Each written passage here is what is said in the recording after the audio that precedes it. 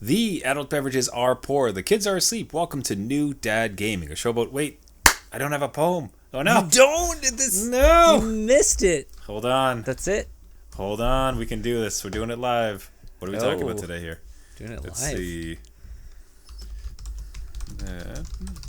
This is like missing your homework, Trevor. Like, It's like, all right, everybody, write it. I'm furiously just like writing on the back.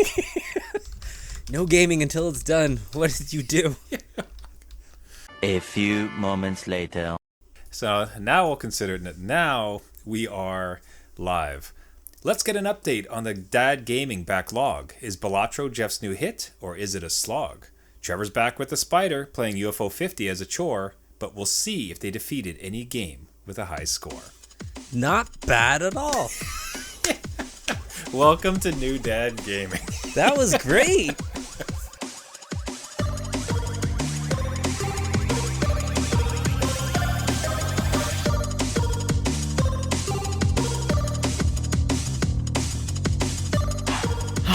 The adult beverages are poured. The kids are asleep. Welcome to New Dad Gaming. It's a show about fatherhood, gaming, and new fathers figuring out their gaming lives.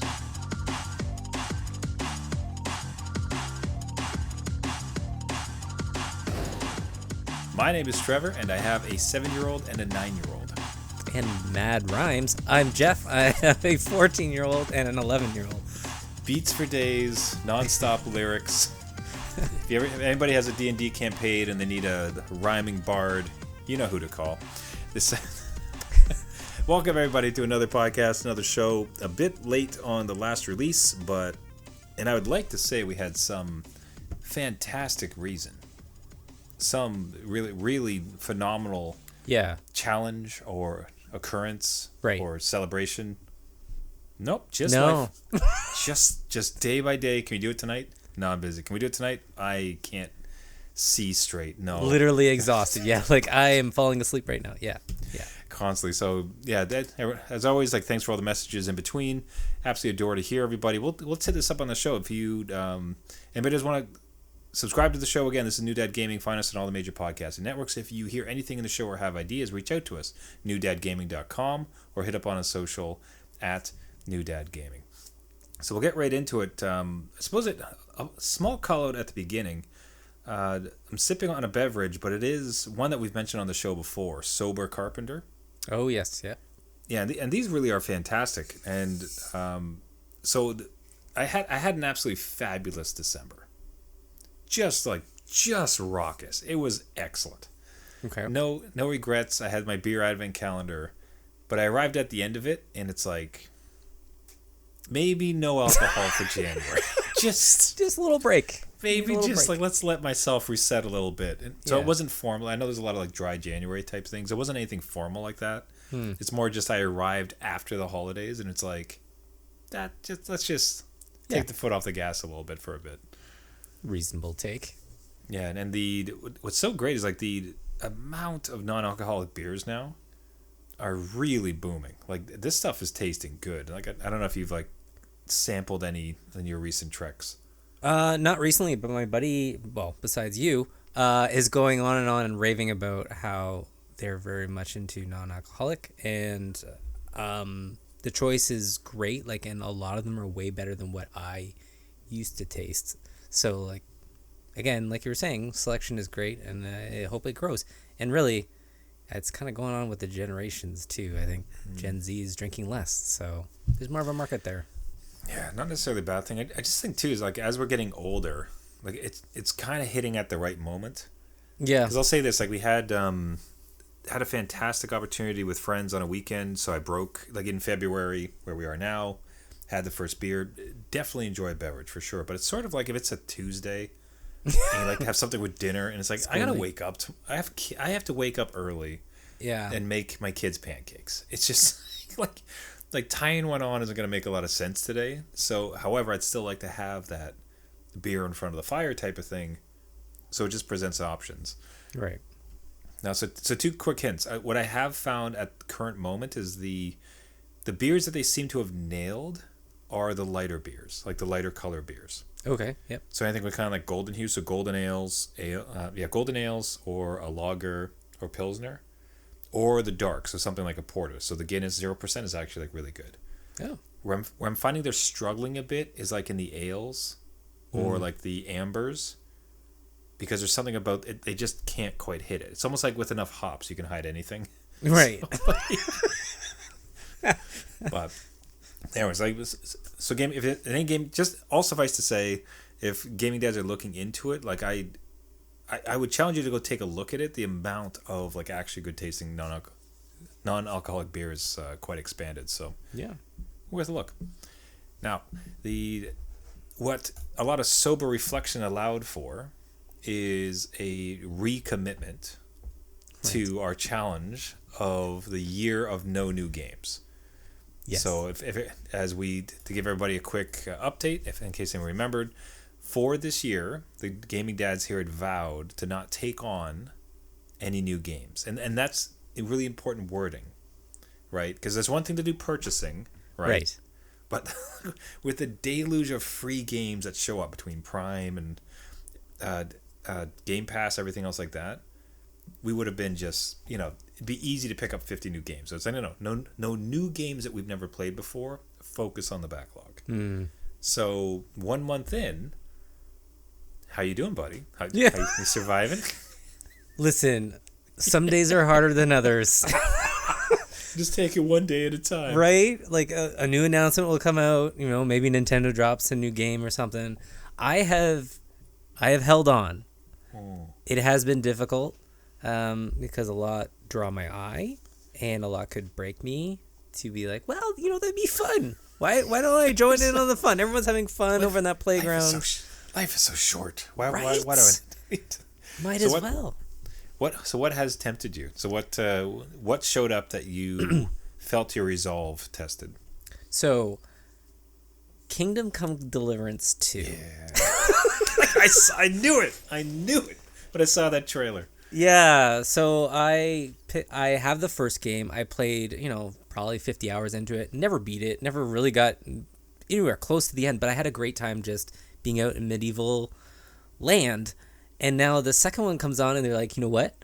You like that first one? Everything's bigger, everything's better. We fix a lot of stuff. You want this? And I'm like, nope, I can't do it. But it almost broke me. Like really close. It's still sitting there. It's the better version of that got a lot of heat. It was interesting to see everybody dipping into it, but it very much seemed like did you watch trailers? Have you got a sense of it? It very much seemed like just more of what worked with the first one. Yeah, I watched the initial announcement trailer and then the launch trailer, and yeah, it just picks up right after the first game. It's just more of everything.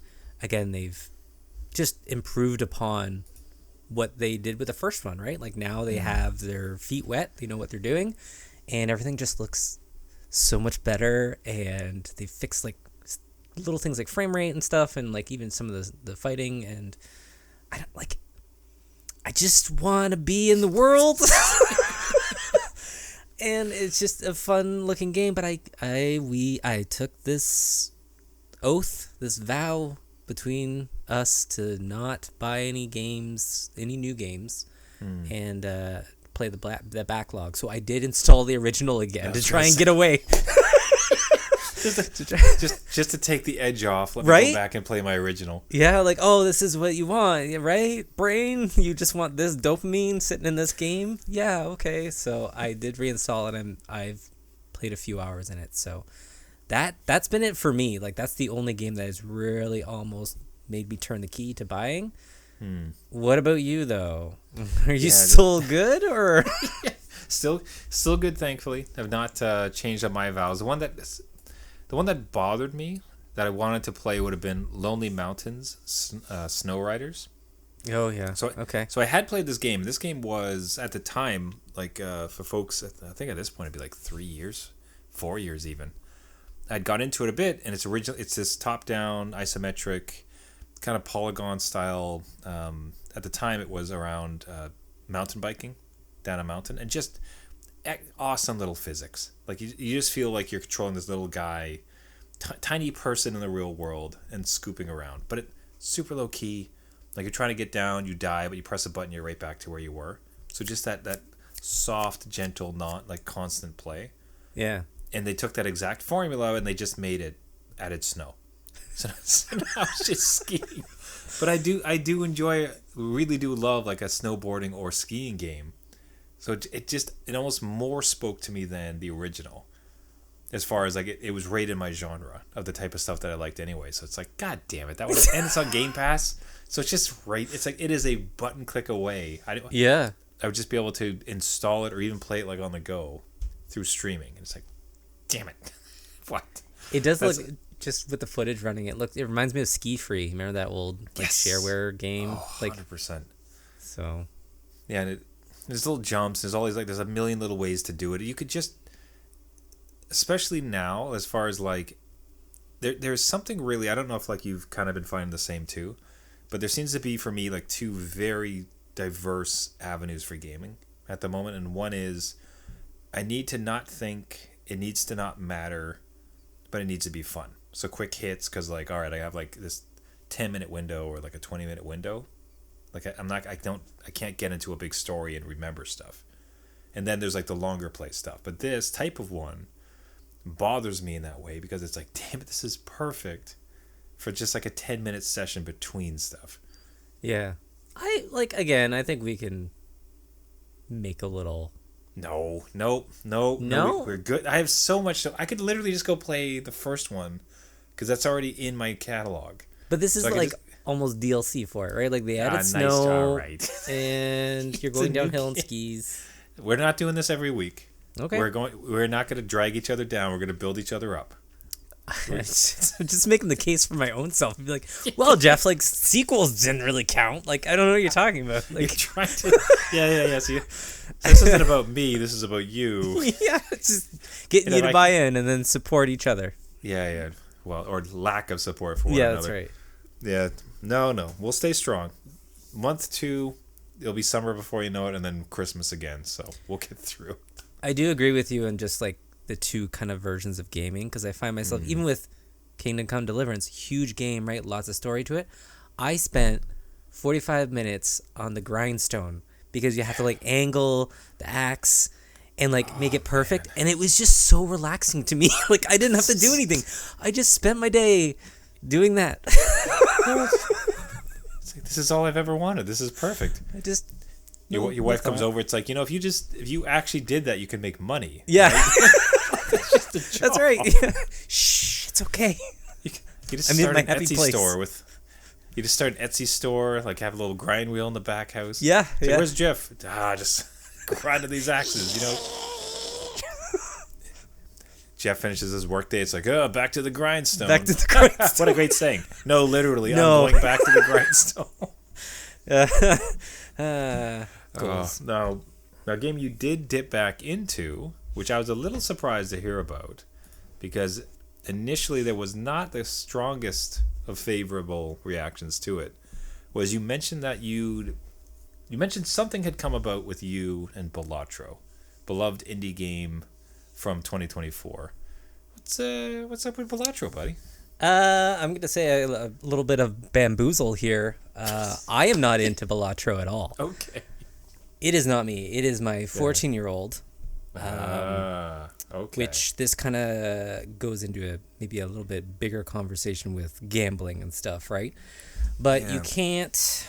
I've found, and I'm sure you've found, we talked many times on this show, how there's gaming in your house, and then there's gaming at friends' houses. And you can't control the gaming at friends' houses. They're just exposed to certain things that you're like, well, I wasn't expecting that. It's like, ooh, we're going to have to talk about this. Right? So one of those games was Balatro. So again, my 14-year-old went over to one of his friend's house after school, and they introduced him to this game.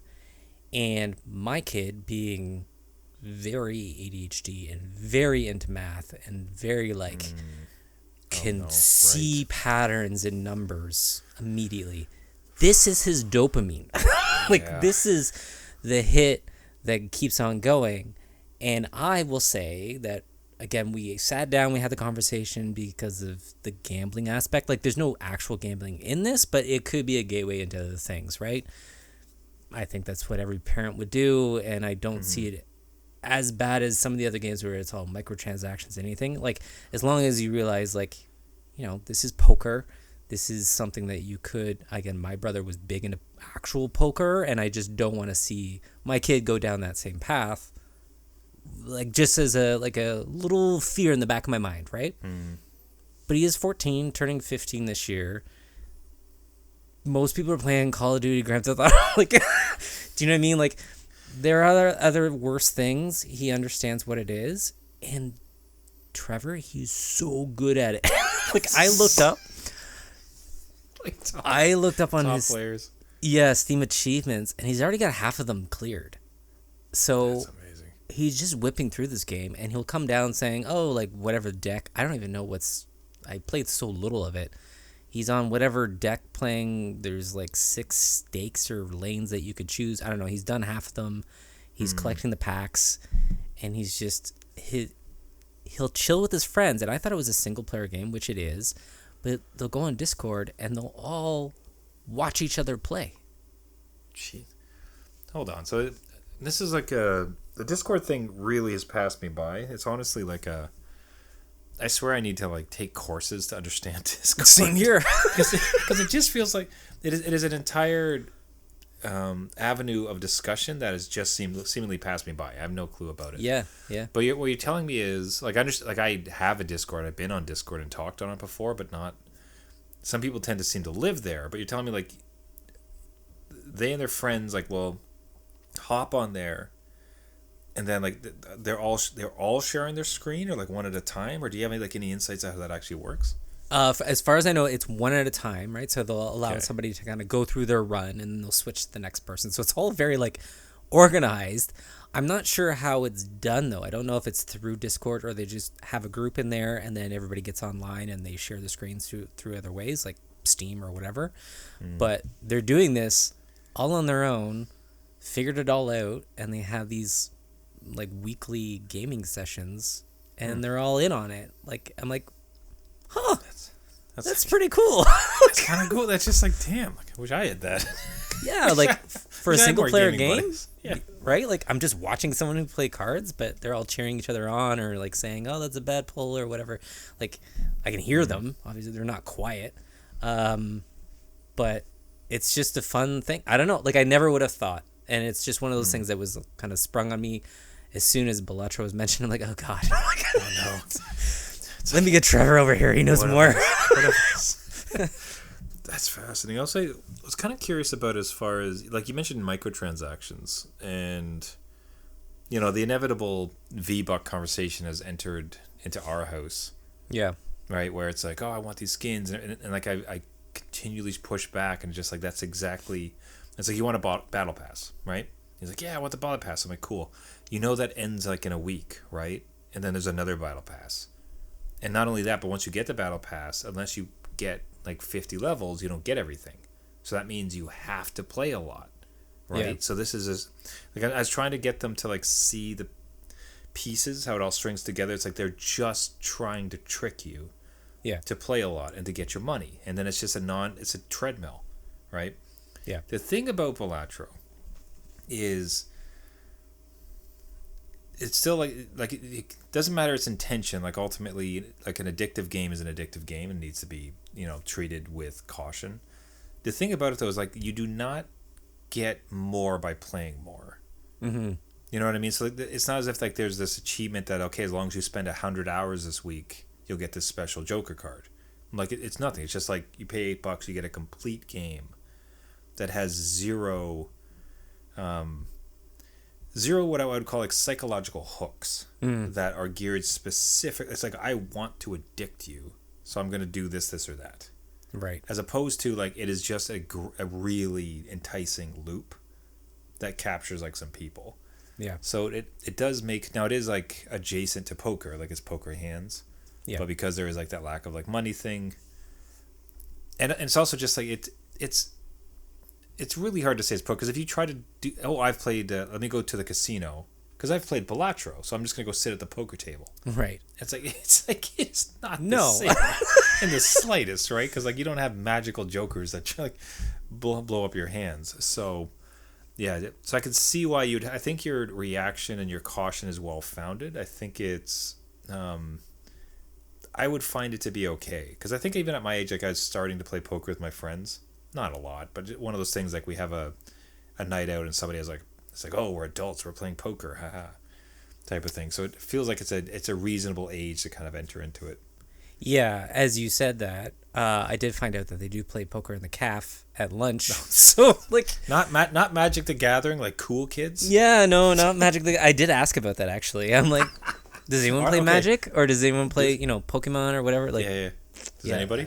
Did not get an answer from them. They said not in their group, but they'll look out for it. I'm like, no, you don't have to look for them. I'm not. I want to listen. Please do, because that was me. I, like a nerd, played like Magic the Gathering, like on my lunchtime. So There's probably a club for it. Like, it is so widely accepted now. But it was just funny that you mentioned that. I'm like, oh yeah, he did tell me he plays with his friends at lunch, cards, which I found out was poker. So yeah, I think if anything, like again, it's one of the better parts of being involved in our kids' lives as they're going through gaming, because it's the opportunity to discuss it.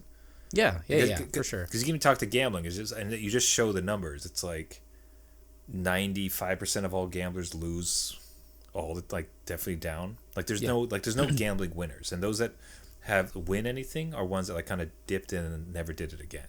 Yeah, like it's again, stark. yeah, we have family experience within. Again, my brother going down that path, and like, it was a lot, and it was not winning. There was no winning. Yeah, that's so. Anyway, so it's not me playing Balatro. yeah, Teenager. Man, that's a bit of a tease. I really thought you were playing. Really, I thought you were gonna. It's like I just discovered it. I got it. It finally, as my eyes are open, I love Balatro now. It was not to be. It was not to be. Oh no! For my backlog, so I'd been playing Spider-Man. Continue to play. I would say like it's kind of a comfort game. I think it's probably a little bit like what you were doing with Witcher. In that there's always stuff kind of going on. It's not, and I've put the difficulty way down. You're just swinging around. You're shooting guys. Like it's just fantastic. It's so well done. It's hard to fathom how good this game is. It's something we've said a few times with a couple titles. But again, you just think about the animations, the core gameplay elements like the swinging, the size of the city. It's just, it's amazing that this exists. Right. But so I found myself kind of naturally, but with that sort of relaxed vibe, it's like it's kind of fun just to look for the backpacks. Yeah. So in the game, there's a bunch of backpacks, you get outfits or different items, or there's some challenges that are kind of fun. Sorry, the challenges I don't like. I like it's like take a picture of this, go to this place, find this thing. So just basically side quests, like Ubisoft style, get all the stuff on the map. Yeah. But because the traversal is so much fun, it's like I don't care that there's so many things to get, because it just gives me an excuse to swing across the city. Yeah, I think it's way better, like way different than driving a car throughout or whatever, or even with Witcher with a horse. You're like, well, like stuck on the ground. With Spider-Man, you're just whatever. I'm going, I'm flying. More excuse to swing around. Whee! Yes. Now, so I had put some pretty not significant, like I had put some good time into it. Okay. And I, so my all my stats are almost like full. Like you get like activity points, and you can like get all your new moves and everything. Yeah. A bunch of suits. Collected a whole bunch of side that I looked at the completion, and it was like at 77%. Oh, okay. Right? You're up there. So I was thinking to myself, like, wow, I must be like, it feels to me like it's wrapping up. Right. So I'm going to explain, like, this game's old enough, we're going to explain to what happens. Uh-huh. Okay. So at this point, it's like, okay, I might have my first game beat of the year. I feel like I'm pretty close. I'll get some, like, story missions going here. So I decide to go and actually defeat Mr. Negative. So that's how far I was. Okay. And I fought Mr. Negative. Right. And I put him into the prison. Yeah. And then there's a big prison break scene. Uh-huh. And then all of a sudden there's like 6 other big bosses. And I'm like, wait a minute. Wait, am I at the start? Am I at the start of the game, Jeff? Is there more game? Like, what's that? I thought, I'm not kidding you. I was convinced, and maybe you'll tell me I'm actually right. I was convinced I was like 80% through the story. Am I at the beginning of the story, Jeff? You're not at the beginning of the story, but it's like where it kind of gets good. Like, damn it! Like, I thought I was so far. You see the prison break scene in, I think, the original trailer, so they're not going to give something totally at the end of the game. And now you have to go through and defeat all the big bosses, and then there's a whole end thing. They will go quickly if you got all, like, you're doing you're doing so many side quests that none of this is going to be difficult. Like, I can't tell you, like, just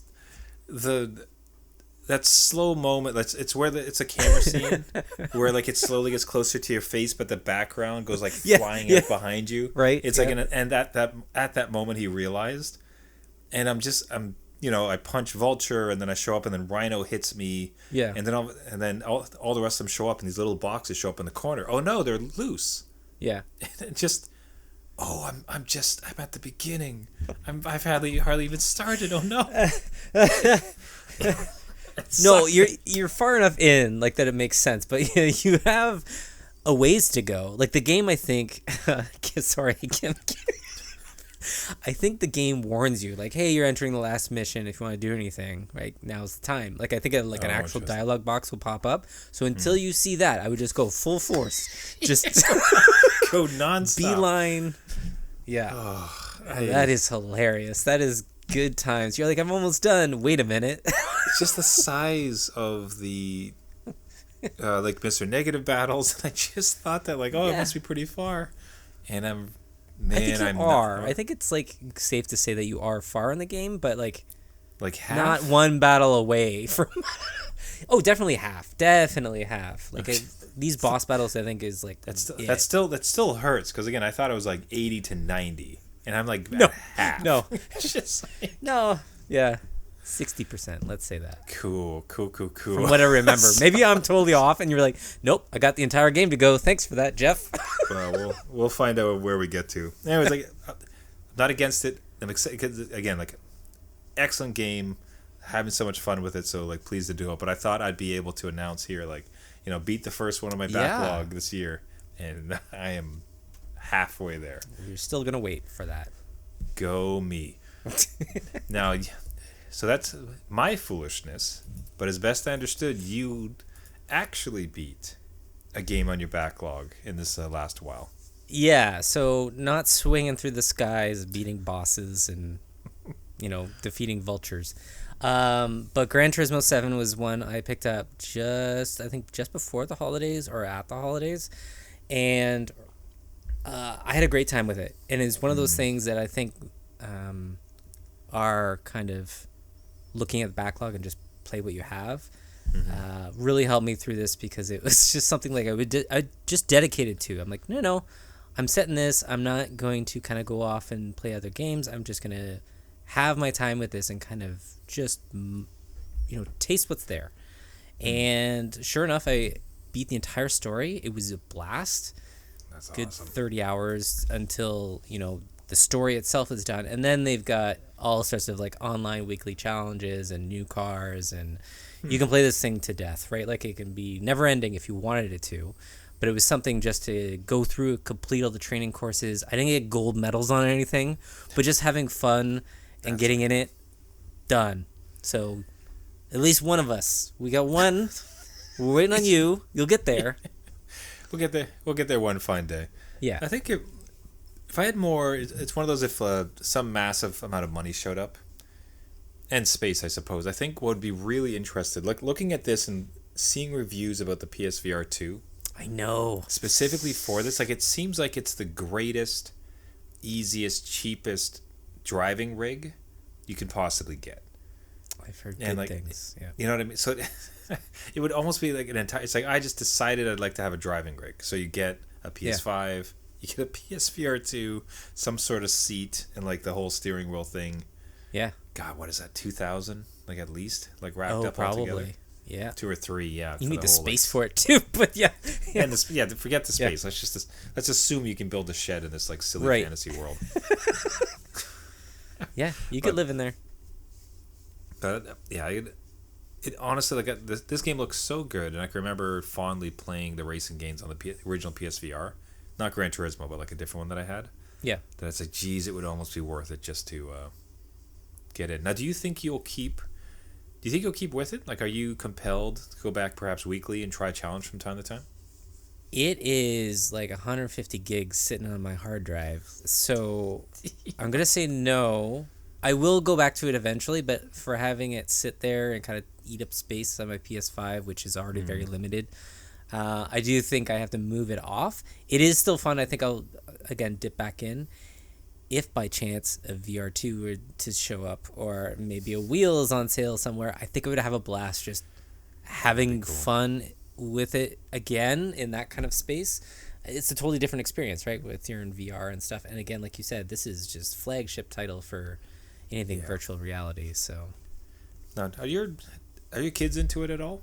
No. They ever see you playing it and they want to like Nope. like hard bounce? Hard no. They my 11-year-old, truth be told, does not even like Mario Kart. They just don't like racing at all. Will not do it. They are the ones that will play Diablo 3 with me, but they won't play Mario Kart or any sort of racing game. So they are not into this at all. Not there. Yeah, I thought I had an in with Hot Wheels. Oh yeah.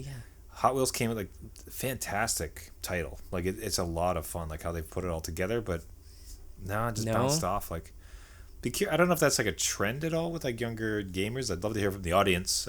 Guys, feel free to reach out at New Dad Gaming, newdadgaming.com. I don't know, but maybe like cars are kind of a. You hear sometimes like it's like younger generations are owning cars less. Like they're just taking Ubers or like they're in the city, and I just wonder if we're kind of some of the last generations that have any love affair with like vehicles that would then translate into sitting on a couch and pretending to drive one.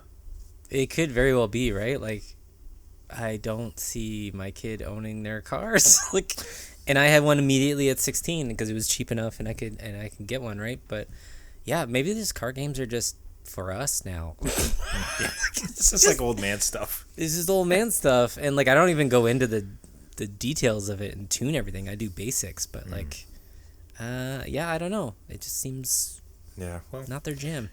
Curious to see it, and I wouldn't mind even doing some research, maybe come back to about with that next week if there's some sort of notion about who is buying and playing racing games. Yeah, and if it's perhaps like a dying medium.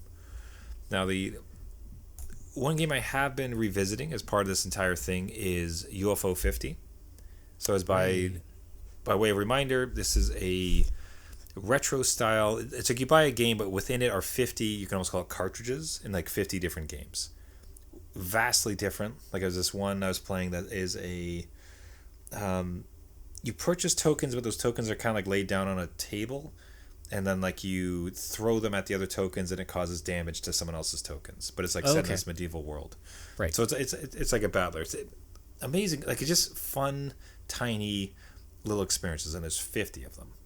So my thought was like, this feels like it'd be a interesting way to. So UFO 50 is on my backlog. Right. It was incredibly well received. Like people had a really hard time reviewing it because how on earth do you even talk about this thing? Yeah. But the craft of it, the notion of it, it's like fantastic. The very first game in all of the 50, the very top left of all the 50 that you see, is one called Barbuda. And Jeff, it is like Dark Souls. It is so goddamn hard. Like I slowly and like surely just tried to piece together like how the hell do you possibly beat this game? Like it's so upsetting. Like it took just forever, and like there's very little ways in the hints. Sorry, let me back that up. There are no hints in this goddamn game.